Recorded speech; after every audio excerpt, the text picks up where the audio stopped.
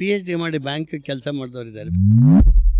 ಇವತ್ತಿನ education system and ಇವತ್ತಿನ ಪ್ರಪಂಚ ಇದು ಮೂರು ಅಲೈನ್ ಆಗೋದಕ್ಕೆ ಸರ್ಕಾರದಿಂದ ಹಿಡಿದು ಎಜುಕೇಷನ್ ಇನ್ಸ್ಟಿಟ್ಯೂಷನ್ಸ್ ಎಲ್ಲವೂ ಆದೇ on the same page. If not, where are the loopholes? If yes, where are these institutions? ಜೀವನವನ್ನು ನಾವು ಹಿಂದಕ್ಕೆ ತೊಗೊಂಡೋಗಕ್ಕಾಗಲ್ಲ, ಮುಂದೆ ಹೋಗಬೇಕು.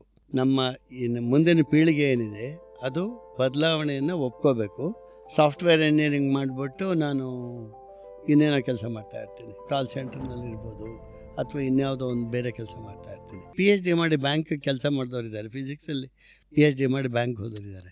ಹೀಗೆಲ್ಲ ಆಗಬಾರ್ದು. ಅಂದರೆ ಸ್ವಾತಂತ್ರ್ಯ ಮಕ್ಕಳಿಗೆ. ಎಷ್ಟೋ ಸರಿ ಇವಾಗ ನೋಡಿ, ನೀನು ಎಂಜಿನಿಯರಿಂಗ್ ಮಾಡ್ಬೋದು, ಏನು ಮಾಡಬೇಕು, ಕಂಪ್ಯೂಟರ್ ಸೈನ್ಸ್ ತೊಗೊಂಡ್ಬಿಡು, ಯಾಕೆಂದರೆ ಕೆಲಸ ಸಿಗುತ್ತೆ, ಸಾಫ್ಟ್ವೇರ್ ಜಾಬ್ ಸಿಗುತ್ತೆ, ದುಡ್ಡು ಸಿಗುತ್ತೆ, ಲೈಫಲ್ಲಿ ಸೆಟ್ಲ್ ಆಗುತ್ತೆ, ನೀನು ಎಲ್ಲ ದೇಶ ತಿರುಗ್ಬೋದು. ಇದನ್ನೆಲ್ಲ ತುಂಬೋದ್ರ ಬದಲು ಒಬ್ಬೊಬ್ಬ ವ್ಯಕ್ತಿನೂ ಬೇರೆ. Even if 140 crore population year, no two children are same. ನಾವೇನು ಮಾಡ್ತೀವಿ, ಎಜುಕೇಷನ್ ವ್ಯವಸ್ಥೆಯಲ್ಲಿ ಎಲ್ಲರನ್ನೂ ಒಂದೇ ಥರ ಮಾಡೋಕ್ಕೆ ಹೋಗ್ತಾ ಇದ್ದೀವಿ.